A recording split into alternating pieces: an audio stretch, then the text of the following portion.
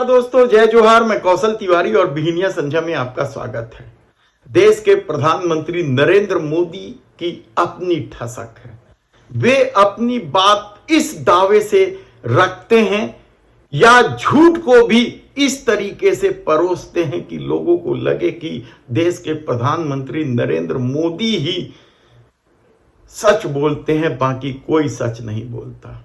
मेरठ में कल क्या कुछ हुआ, किस तरीके से भ्रष्टाचार पर देश के प्रधानमंत्री ने प्रहार किया और भ्रष्ट लोगों को फिर से जेल में डाल देने की बात कही, तो क्या आने वाले दिनों में कुछ और नेता यानी हेमंत सोरेन और अरविंद केजरीवाल के बाद कुछ और बड़े नेता जेल की सलाखों के पीछे होंगे? लेकिन इलेक्टोरल बॉन्ड में जिस तरीके से भ्रष्टाचारी, मौत के सौदागर सहित जुआड़ी, शराबी सबसे पैसा वसूला गया, घटिया दवा कंपनी जो लोगों का जीवन लेने का खेल खेल रहे थे, उनसे तक पैसा वसूला गया, लेकिन ठसक जाती नहीं। और ठसक तो देखने को कल तब भी मिला जब महामहिम राष्ट्रपति द्रौपदी मुर्मू भारत रत्न देने लाल कृष्ण आडवाणी के निवास पर पहुंचे और वहां भारत रत्न देने के दौरान देश के प्रधानमंत्री नरेंद्र मोदी किस तरीके से बैठे नजर आए। क्या उनके मन में राष्ट्रपति को लेकर जरा भी सम्मान नहीं? राष्ट्रपति को लेकर यह विवाद पहली बार नहीं हुआ है। राम मंदिर प्राण प्रतिष्ठा समारोह को लेकर भी राष्ट्रपति की उपेक्षा और अपमान का सवाल उठा था। इस मामले को लेकर कांग्रेस ने कल जबरदस्त प्रहार किया है और कहा है कि देखिए सत्ता का अहंकार। तो दूसरी तरफ इंडिया गठबंधन ने कल दिल्ली में कमाल कर दिया।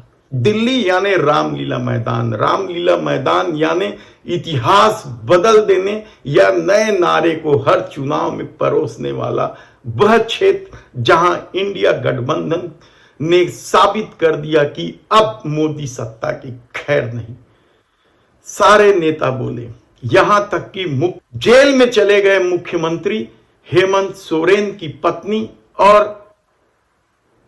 अरविंद केजरीवाल की पत्नी ने भी अपनी बात रखी। लेकिन इस सब के बीच कांग्रेस की नेता प्रियंका गांधी ने किस तरीके से देश के प्रधानमंत्री नरेंद्र मोदी की करतूत को खोलते हुए इंडिया गठबंधन की 5 मांगों को सामने रखते हुए राम धर्म का संदेश दिया, उसे एक बार जरूर सुने।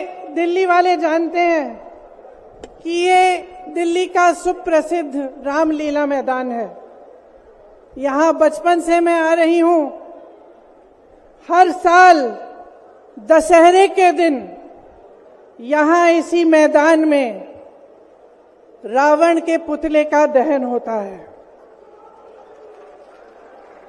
मैं छोटी थी तो अपनी दादी जी इंदिरा जी के साथ आती थी, उनके पैरों के पास जमीन पर बैठ के देखती थी।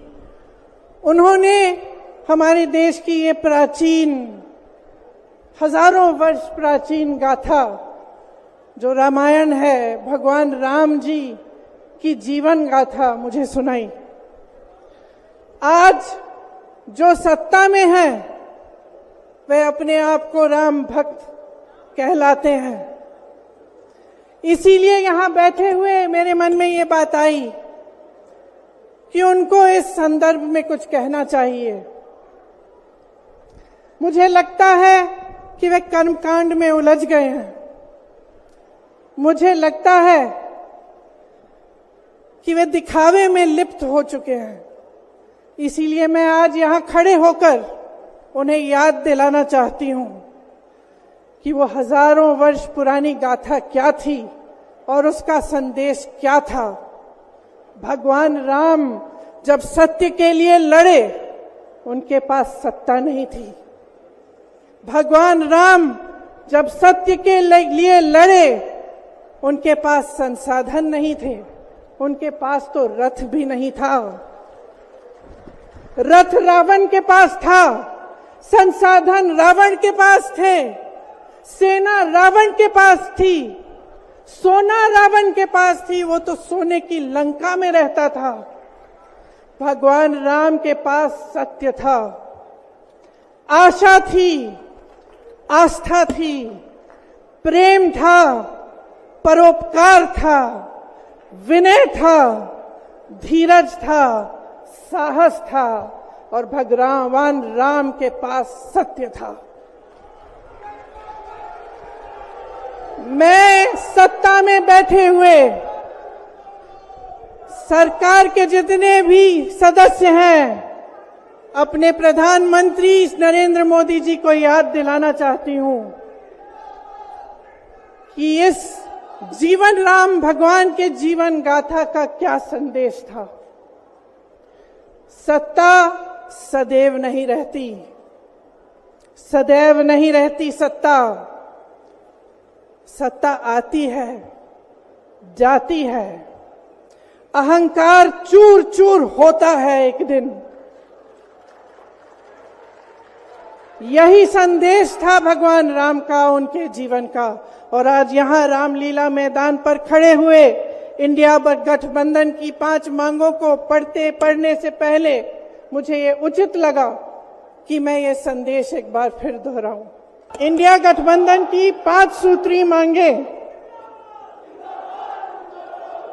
भारत के चुनाव आयोग को लोकसभा चुनाव में समान अवसर सुनिश्चित करना चाहिए।